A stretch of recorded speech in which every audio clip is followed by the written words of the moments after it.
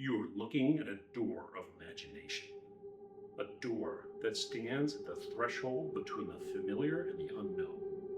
A door unremarkable in appearance, yet extraordinary in purpose. Behind it lies a world, not of dreams, but of nightmares.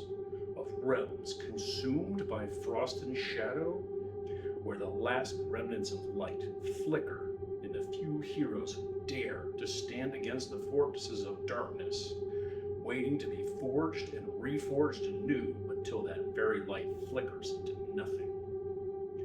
The question is not what lies beyond this door, but what type of doom awaits. Because on the other side, a world awaits.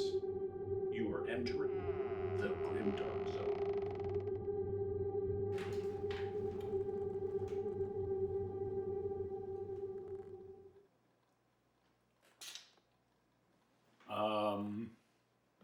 Let's just base some Stormcast.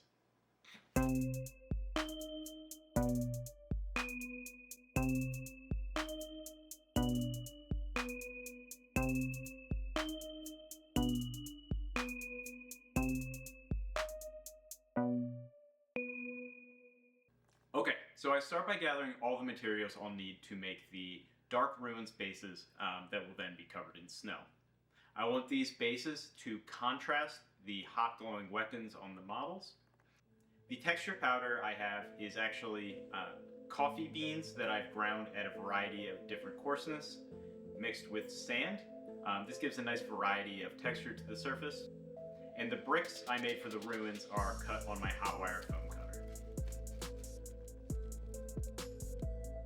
A texture paste is spread unevenly across the entire base. Certain bases are given rocks to give elevation to the models, and more important characters are also given skulls. The bricks will be laid in a loose pattern to show a ruin.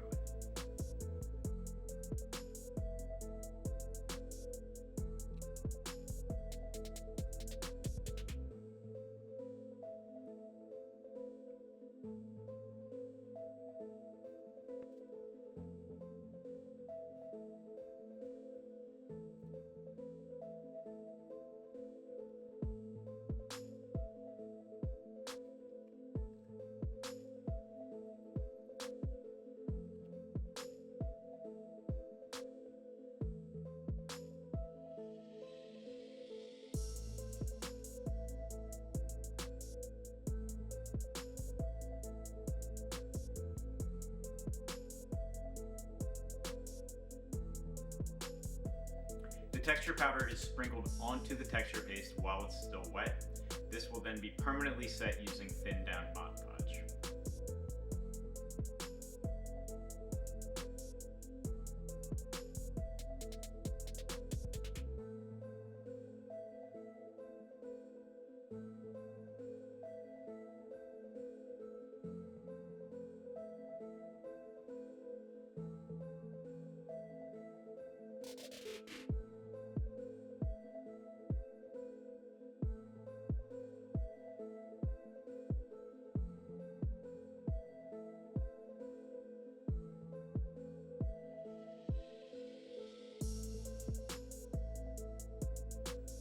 Using undiluted Mod Podge, I randomly applied spots of grass.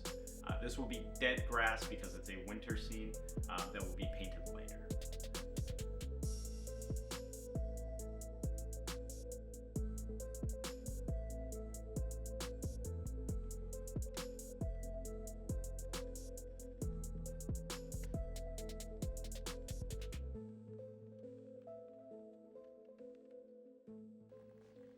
This video was kindly sponsored by my friends over at Golden Maple.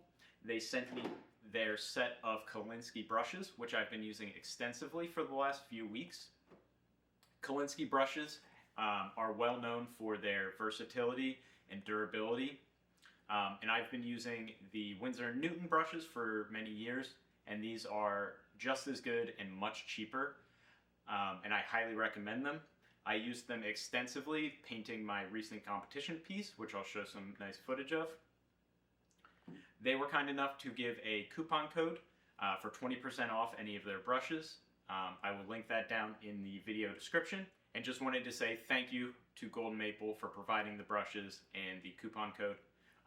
It'll save you money, and I get a little kickback for each time somebody buys brushes. Now it's time to begin painting the bases. I start with a black airbrush primer, since a aerosol primer would melt the foam. Then I highlight with a white ink to draw attention to important spots like the rocks, bricks, and some of the grass tufts. Then I go in with a thin sepia paint, sort of like a wash, to cover the entire base, and then dry brush it with a light brown.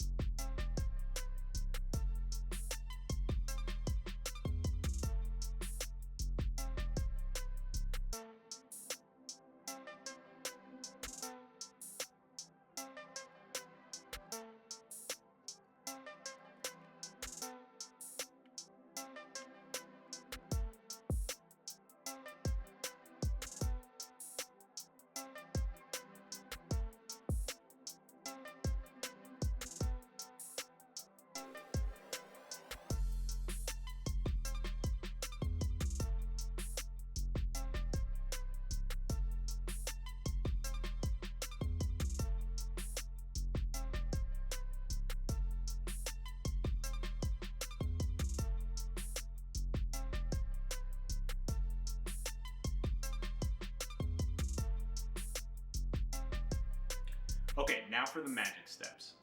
I'm going to be showing this footage in real time.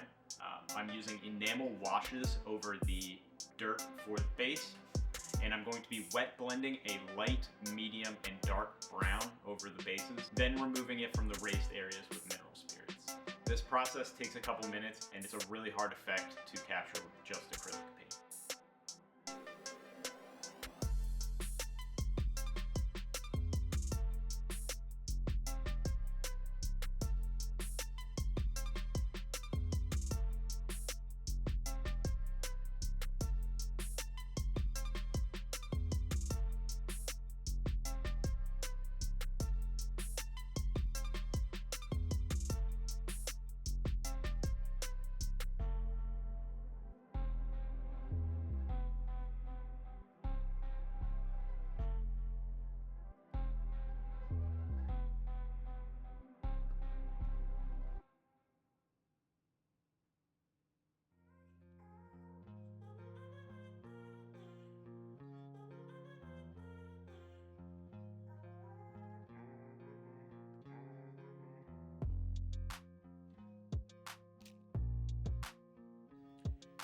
Then I painted the stones and cobblestones on the bases.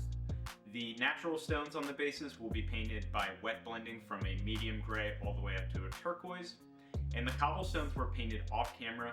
I did a progression of sponging to give them a distinct look from the natural stone.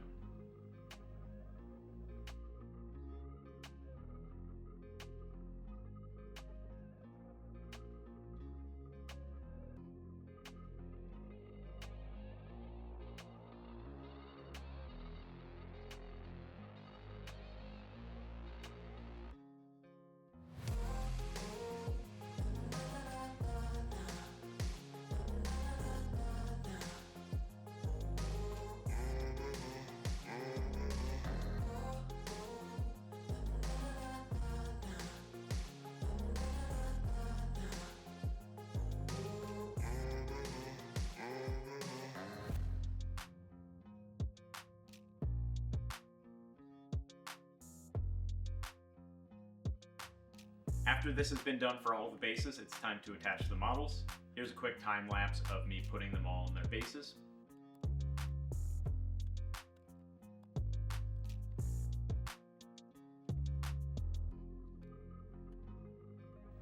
Okay, now it's time to make the snow. I make this by mixing baking soda, scale modeling snow, Mod Podge, and matte medium. This is then diluted with water and flow improver until I get a consistency that I like.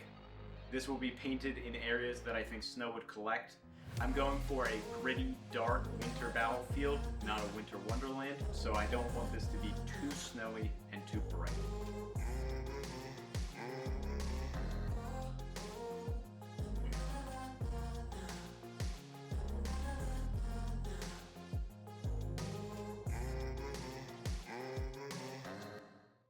Once that's done on all the bases, it's time for the most satisfying part, which is painting the base rim a gloss black.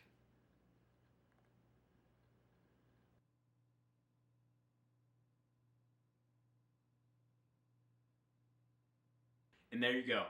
I hope you enjoyed this process. I hope you were able to hopefully learn something or see something done in a different way that you can then try.